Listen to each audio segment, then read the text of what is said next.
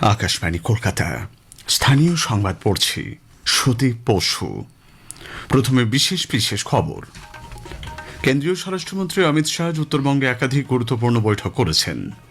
মূলত সীমান্ত নিরাপত্তা এবং আইন শৃঙ্খলা নিয়ে বৈঠকে আলোচনা হয়েছে। উত্তর চব্বিশ পরগনার রাজারহাটে দক্ষিণ নারায়ণপুরে বিস্ফোরণের ঘটনায় মূল অভিযুক্ত মোহাম্মদ শামীম গ্রেপ্তার।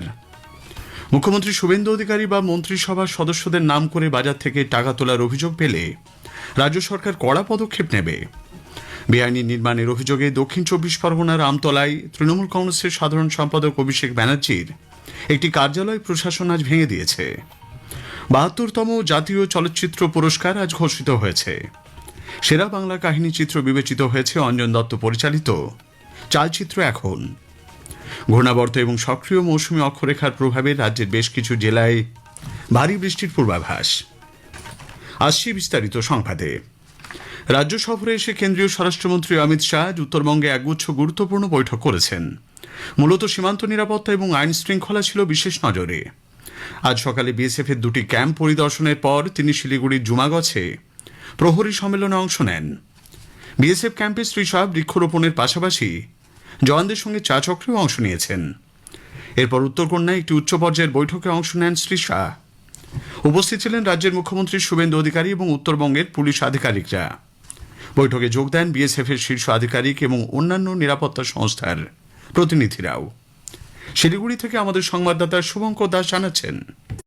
কেন্দ্রীয় স্বরাষ্ট্রমন্ত্রী অমিত শাহ তিনি বিএসএফ এর যে কদমতলা হেডকোয়ার্টার রয়েছে সেখান থেকে তিনি সোজাসুজি চলে যান ভারত বাংলাদেশ সীমান্ত লাগোয়া যে জুমাগজ, সেখানে বিএসএফ এর 18 নম্বর ব্যাটালিয়নে, এবং সেখানে তার সঙ্গে ছিলেন রাজ্যের মুখ্যমন্ত্রী শুভেন্দু অধিকারী। সেখানে কিন্তু বিএসএফ আধিকারিকদের সঙ্গে কথা বলেন অমিত শাহ, এবং সেখানে বিএসএফ এর তরফে এই ভারত বাংলাদেশ সীমান্তে কিভাবে নজরদারি চালানো হয় এবং কি ধরনের আধুনিক মানের কাঁটাতার ব্যবহার করা হচ্ছে, কি ধরনের সরঞ্জাম ব্যবহার করা হচ্ছে, সেই সমস্তটা কিন্তু দেখানো হয় স্বরাষ্ট্রমন্ত্রীকে। এবং পাশাপাশি সেখানে বিএসএফ এর জওয়ানদের সঙ্গে একটি চা চক্রে যোগ দেন স্বরাষ্ট্রমন্ত্রী। বেশ কিছু প্রকল্পের তিনি উদ্বোধন করেন। এরপরেই তিনি কিন্তু দুপুর নাগাদ উত্তরকান্নায় চলে আসেন এবং সেখানেই দফায় দফায় বৈঠক করেছেন। এই বৈঠকগুলির যে বিষয় ছিল তার মধ্যে যেমন রয়েছে এই উত্তরবঙ্গের যে সীমান্ত লাগোয়া এলাকার রাজ্যে সম্প্রতি পাশ হওয়া গুন্ডা দমন আইন, সেই আইন প্রয়োগ এবং যে জন্ম মৃত্যু রেজিস্ট্রেশন, সেই তিনটি বিষয় নিয়ে তিনি কিন্তু আলোচনা করেন। এবং এই আলোচনায় রাজ্যের যেমন মুখ্যমন্ত্রী উপস্থিত ছিলেন, পাশাপাশি বিভিন্ন জেলার যারা জেলা শাসকেরা রয়েছেন, পুলিশ সুপার রয়েছেন এবং বিভিন্ন দপ্তরের আধিকারিক এবং বিএসএফ এর আধিকারিক, তারাও কিন্তু উপস্থিত ছিলেন। যেহেতু বাংলাদেশে সম্প্রতি চীন বিভিন্ন পরিকাঠামোগত কাজ করছে, ফলে সে কারণে এই চিকেন স্নেক এরিয়ায় আরো যাতে সুরক্ষা ব্যবস্থা আঁটোসাঁটো করা যায় এবং কিভাবে আরো নজরদারি বাড়ানো যায়, সেই সমস্ত বিষয় নিয়েই এদিন উচ্চ পর্যায়ের বৈঠক হয়েছে বলেই জানা গিয়েছে। কলকাতাতেও আগামীকাল একগুচ্ছ কর্মসূচি রয়েছে কেন্দ্রীয় স্বরাষ্ট্রমন্ত্রীর। আগামীকাল সৌজন্য অতিথি নিবাসে রাজ্যের আইন শৃঙ্খলা পরিস্থিতি নিয়ে বৈঠক করবেন তিনি। দক্ষিণবঙ্গের পুলিশের শীর্ষ আধিকারিক এবং বিভিন্ন কেন্দ্রীয় নিরাপত্তা সংস্থার প্রতিনিধিরাও এই বৈঠকে যোগ দেবেন বলে সূত্রের খবর। এরপর জাতীয় গ্রন্থাগারে ওয়ার্ল্ড মিউজিয়ামের উদ্বোধনী অনুষ্ঠানেও যোগ দেবেন তিনি। সন্ধ্যায় বিশ্ব বাংলা কনভেনশন সেন্টার থেকে মুখ্যমন্ত্রী শুভেন্দু অধিকারীর উপস্থিতিতে আমুলের কারখানা শিলান্যাস করবেন শ্রী শাহ। উত্তর চব্বিশ পরগনা রাজারহাটে দক্ষিণ নারায়ণপুরে একটি বাড়িতে বিস্ফোরণের ঘটনায় মূল অভিযুক্ত মোহাম্মদ শামীমকে পুলিশ গ্রেপ্তার করেছে। আজ কামারহাটি এলাকা থেকে তাকে পাকড়াও করা হয়। মোহাম্মদ শামীমই দক্ষিণ নারায়ণপুরে ওই বাড়িটি ভাড়া নিয়েছিল বলে জানা গেছে। ব্যাগে করে বোমা রেখে দিয়ে আসার অভিযোগ রয়েছে তার বিরুদ্ধে। এই ঘটনায় বেশ কয়েকজনকে জিজ্ঞাসাবাদ করছে পুলিশ। ধৃতকে আগামীকাল আদালতে তোলা হবে। এদিকে তদন্ত শুরু করেছে জাতীয় তদন্তকারী সংস্থা এনআইএও। ঘটনাস্থল থেকে ইতিমধ্যেই নমুনা সংগ্রহ করেছে তারা। আজ দুপুরে সিআইডি এবং রাজ্য পুলিশের এসটিএফ সেখানে তদন্তে যায়। ডাকা হয় বম্ব স্কোয়াডকেও। ঘটনাস্থল থেকে দুটি বোমা উদ্ধার হয়েছে বলে পুলিশের ডিসি জ্যোতির্ময় রায় জানিয়েছেন। রাজ্যের স্বাস্থ্যমন্ত্রী শারদত্ত মুখোপাধ্যায় আজ কলকাতার আরজিকর হাসপাতালে সারপ্রাইজ ভিজিটে যান। হাসপাতালের জরুরি বিভাগ, ট্রমা কেয়ার এবং বিভিন্ন ওয়ার্ড ঘুরে দেখেছেন তিনি। কথা বলেন রোগী এবং তাদের আত্মীয়দের সঙ্গে। হাসপাতালে দালাল চক্র রুখতে কড়া ব্যবস্থা গ্রহণের হুঁশিয়ারি দিয়েছেন মন্ত্রী। পাশাপাশি হাসপাতালের পরিচ্ছন্নতা নিয়েও আধিকারিকদের সতর্ক করে দিয়েছেন তিনি। গেট থেকে হোস্টেল অবধি সর্বত্র পরিষ্কার পরিচ্ছন্নতার অভাব। এটা এত অপরিচ্ছন্নতায় আরজিকর হোস্টেল থেকে আরম্ভ করে এমার্জেন্সি, ট্রমা, গাইনি, শল্য চিকিৎসা, মেডিসিন, অন্দর বিভাগ, বহির্বিভাগ, সব পরিচ্ছন্নতা বড় ইস্যু। এখানে যারা পরিচ্ছন্নতার ভারপ্রাপ্ত আধিকারিকরা আছে তাদেরকে আমি সজাগ সচেতন করেছি। আমি মঙ্গলবার কি বুধবার ফেরত আসবো আরজি করে। আমি দেখতে চাই কোনো রকম চোখে পড়ার মতো চেঞ্জ এলো কিনা। মুখ্যমন্ত্রী শুভেন্দু অধিকারী বা মন্ত্রিসভার সদস্যদের নাম করে বাজার থেকে টাকা তোলার অভিযোগ পেলে রাজ্য সরকার তা খতিয়ে দেখে দ্রুত আইন অনুযায়ী পদক্ষেপ নেবে। পুর নগর উন্নয়ন মন্ত্রী অগ্নিমিত্র পাল আজ এক ভিডিও বার্তায় একথা জানিয়েছেন। তিনি বলেন, সরকারের পরিচয় দিয়ে তোলাবাজি কাটমানির অর্থ দাবি করা হলে জনসাধারণ অভিযুক্তের নাম পরিচয় সহ দ্রুত অভিযোগ জানাতে পারবেন। এবং আমার কাছেও এরকম কিছু কমপ্লেন্টস আসছে যে আমার নাম করে বাজার থেকে টাকা তোলা হচ্ছে। এক্সটর্শন বলতে পারেন, কাটমানি বলতে পারেন, সিন্ডিকেট বলতে পারেন। আমার নাম করে যদি কেউ আপনাদের কাছে যায়, এবং শুধু আমার নাম, আমাদের সম্মানীয় মুখ্যমন্ত্রী শুভেন্দু অধিকারীর সরকারের যে কোনো মন্ত্রী এবং রাজ্যমন্ত্রীর নাম করে, প্রতিমন্ত্রীর নাম করে কেউ যদি যান, বলেন যে এনার নামে আমরা টাকা তুলছি, আমার নাম্বার তো আপনাদের কাছে সবার কাছেই আছে, এরকম অনেকের নাম্বারই আছে, অবশ্যই আমাদের সাথে যোগাযোগ করে আমাদের এই বিষয়টি জানাবে। উল্লেখ্য, রাজ্যপাল ও লোকভবনের আধিকারিকদের পরিচয়ে ফোন করে প্রতারণার অভিযোগে কলকাতা পুলিশের সাইবার ক্রাইম সেলে অভিযোগ দায়ের করা হয়েছে। স্থানীয় সংবাদ শুনছেন আকাশবাণী কলকাতা কেন্দ্র থেকে। বেআইনি নির্মাণের অভিযোগে দক্ষিণ 24 পরগনার ডায়মন্ড হারবারের আমতলায় তৃণমূল কংগ্রেসের সাধারণ সম্পাদক সাংসদ অভিষেক ব্যানার্জির কার্যালয় ভাঙার কাজ চলেছে। প্রথমে বুলডোজার দিয়ে 5 তলা ভবনের সামনের শেড ভাঙা হয়। এরপর ধীরে ধীরে বাকি অংশ ভাঙার কাজ চলছে। এরই মধ্যে এলাকাবাসীদের একাংশ ভবনের ভেতর ঢুকে পড়লে তাদের বের করে দেয় পুলিশ। এর আগে সংশ্লিষ্ট পক্ষকে এই ব্যাপারে নোটিশ পাঠানো হলেও শুনানিতে কেউ উপস্থিত না থাকায় প্রশাসনের এই পদক্ষেপ। কেন্দ্রীয় শিক্ষা প্রতিমন্ত্রী সুকান্ত মজুমদার বলেছেন, সব বেআইনি নির্মাণের বিরুদ্ধে একইভাবে ব্যবস্থা নেওয়া হবে। বেআইনি নির্মাণ মাথা উঁচু করে থাকা উচিত না তার মাথা নত হওয়া? অভিষেক বন্দ্যোপাধ্যায়ের সরকার যখন ক্ষমতায় ছিল, অর্থাৎ তৃণমূল কংগ্রেসের সরকার যখন ছিল, তারা মনে করতো যে এই গোটা রাজ্যটা তাদের জমিদারির একটি অংশ এবং তারা যা ইচ্ছে তাই করতে পারে। বৈধ প্ল্যান ছাড়াও বিল্ডিং তৈরি করতে পারে, যাকে ইচ্ছে তাকে অ্যারেস্ট করাতে পারেন, যাকে ইচ্ছে তাকে জেলে ঢোকাতে পারেন। সেই জন্য রাজার মতো তারা থাকতেন। এখন তো আইনের শাসন প্রতিষ্ঠিত হয়েছে, তখন শাসকের আইন চলতো।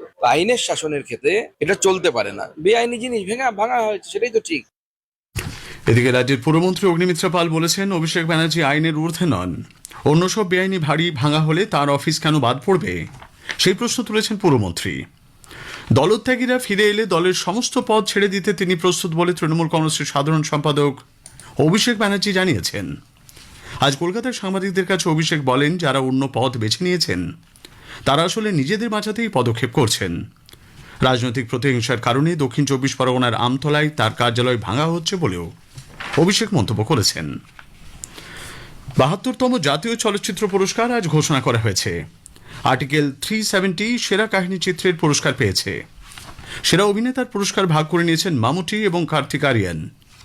আর্টিকেল 370-তে অভিনয়ের জন্য সেরা অভিনেত্রীর পুরস্কার পেয়েছেন ইয়ামি গৌতম। সেরা পরিচালকের সম্মান পেয়েছেন রাজকুমার পেরিয়ার স্বামী। সেরা বাংলা কাহিনী চিত্র বিবেচিত হয়েছে অঞ্জন দত্ত পরিচালিত চালচিত্র এখন। ঘূর্ণাবর্ত এবং সক্রিয় মৌসুমী অক্ষরেখার প্রভাবে রাজ্যের বেশ কিছু জেলায় ভারী বৃষ্টির পূর্বাভাস দিয়েছে আবহাওয়া দপ্তর। আগামী দুদিন দক্ষিণবঙ্গে ভারী বৃষ্টি না হলেও মঙ্গলবার থেকে বৃষ্টির পরিমাণ ফের বাড়বে। আজ দক্ষিণ 24 পরগনা, ঝাড়গ্রাম, বাঁকুড়া, পুরুলিয়া, পূর্ব পশ্চিম মেদিনীপুর, পশ্চিম বর্ধমান, বীরভূম ও মুর্শিদাবাদ জেলায় বিক্ষিপ্তভাবে বৃষ্টির সম্ভাবনা। তবে উত্তরবঙ্গে আগামীকাল পর্যন্ত কোথাও কোথাও ভারী থেকে অতি ভারী বৃষ্টির পূর্বাভাস। দার্জিলিং, কালিম্পং, আলিপুরদুয়ার ও জলপাইগুড়ি জেলার জন্য আগামীকাল পর্যন্ত লাল সতর্কতা জারি রয়েছে। কলকাতা প্রিমিয়ার ডিভিশন লিগ ফুটবলে আজ ইস্ট বেঙ্গল 1-0 গোলে রেলওয়ে এফসিকে পরাজিত করেছে। খেলার 49 মিনিটে জেসিন টিকে গোল করেছেন। এবারের লিগে ইস্ট বেঙ্গল টানা 3টি ম্যাচে জয় পেল। শেষ করার আগে স্থানীয় সংবাদের বিশেষ কিছু অংশ আরও একবার।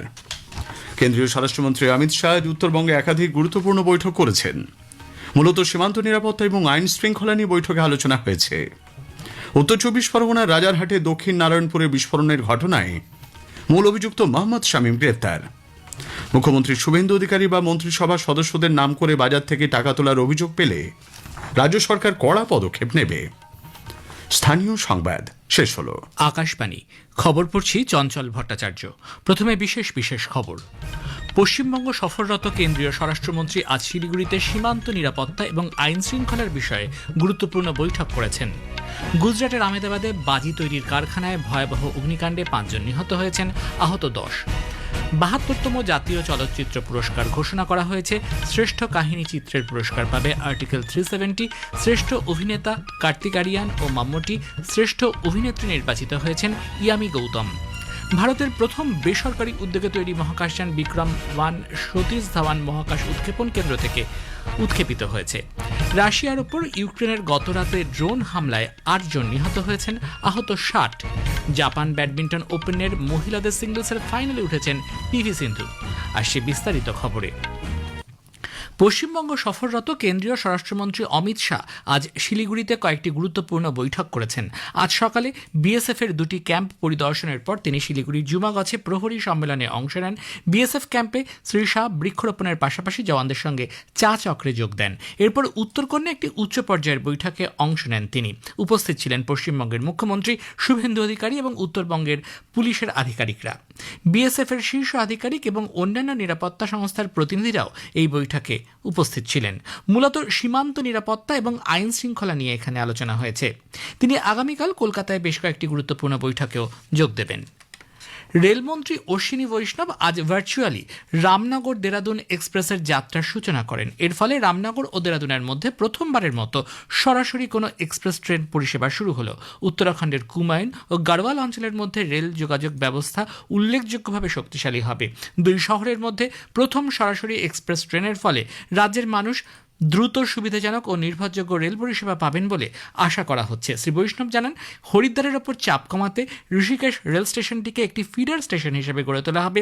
উত্তরাখণ্ডের রেল স্টেশনগুলির পুনর্নির্মাণ ও উন্নয়নের কাজ দ্রুত গতিতে এগিয়ে চলেছে।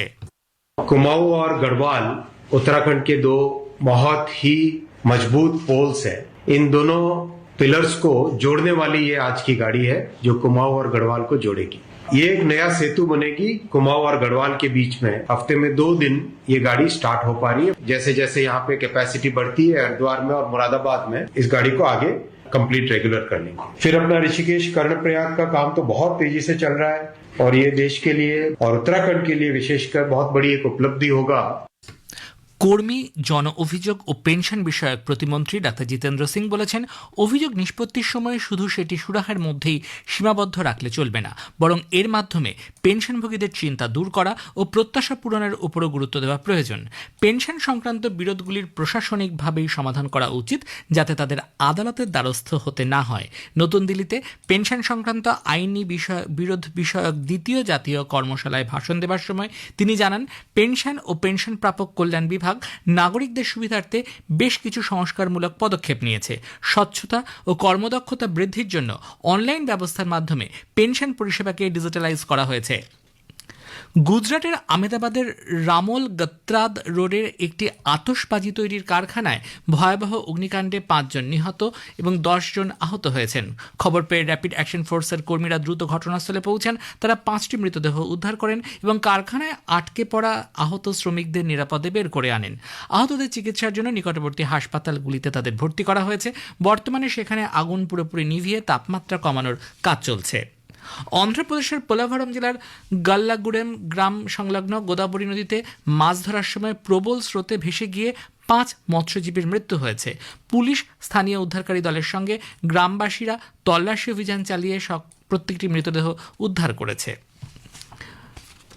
ন্যাশনাল হেলথ অথরিটি NHA আজ নতুন দিল্লিতে আয়ুষ্মান ভারত প্রধানমন্ত্রী জন আরোগ্য যোজনা এবং আয়ুষ্মান ভারত ডিজিটাল মিশনের ওপর আয়োজিত 2 দিন ধরে জাতীয় স্তরে পর্যালোচনা সভা শেষ হয়েছে। এই 2 প্রকল্পের অগ্রগতির পর্যালোচনা, বাস্তবায়ন, বিভিন্ন রাজ্য ও কেন্দ্রশাসিত অঞ্চলের সবথেকে ভালো কর্মপদ্ধতি খুঁজে বের করা এবং স্বাস্থ্য পরিষেবা সংস্কারের পরবর্তী পর্যায়ের পরিকল্পনার জন্য এই সভার আয়োজন করা হয়। স্বাস্থ্য ও পরিবার কল্যাণ মন্ত্রকের সচিব পুণ্যসলিল শ্রীবাস্তব জানান, এই 2 প্রকল্প বাস্তবায়নের প্রধান সূচকগুলির ভিত্তিতে বিভিন্ন রাজ্য ও কেন্দ্রশাসিত অঞ্চলের কর্মদক্ষতাকে স্বীকৃতি জানিয়ে 15টি পুরস্কার দেওয়া হয়েছে। 72তম জাতীয় চলচ্চিত্র পুরস্কার আজ ঘোষণা করা হয়েছে। আর্টিকেল 370 শ্রেষ্ঠ কাহিনী চিত্রের পুরস্কার পেয়েছে। শ্রেষ্ঠ অভিনেতার পুরস্কার ভাগ করে নিয়েছেন মাম্মুটি এবং কার্তিক আরিয়ান। আর্টিকেল 370-তে অভিনয়ের জন্য শ্রেষ্ঠ অভিনেত্রীর পুরস্কার পাচ্ছেন ইয়ামি গৌতম। সেরা পরিচালকের সম্মান পেয়েছেন রাজকুমার পেরিয়াস্বামী। সেরা বাংলা কাহিনী চিত্র বিবেচিত হয়েছে অঞ্জন দত্তের পরিচালিত চালচিত্র এখন। শ্রেষ্ঠ চলচ্চিত্র সমালোচকের পুরস্কার দেওয়া হবে সঞ্জীব শ্রীবাস্তবকে। সিনেমার ওপর সেরা লেখার জন্য পুরস্কার দেওয়া হবে কে প্রদীপ কুমার শেট্টিকে তার রচিত কন্নড় ভাউত এর জন্য। অকাহিনী চলচ্চিত্র বিভাগে শিবপাল সিং কাং সেরা সঙ্গীত পরিচালনার পুরস্কার পাবেন। এ খবর প্রচারিত হচ্ছে আকাশবাণী থেকে। ভারতের প্রথম বেসরকারি উদ্যোগে তৈরি মহাকাশযান বিক্রম-1 সতীশ ধাওয়ান মহাকাশ উৎক্ষেপণ কেন্দ্র থেকে উৎক্ষেপিত হয়েছে।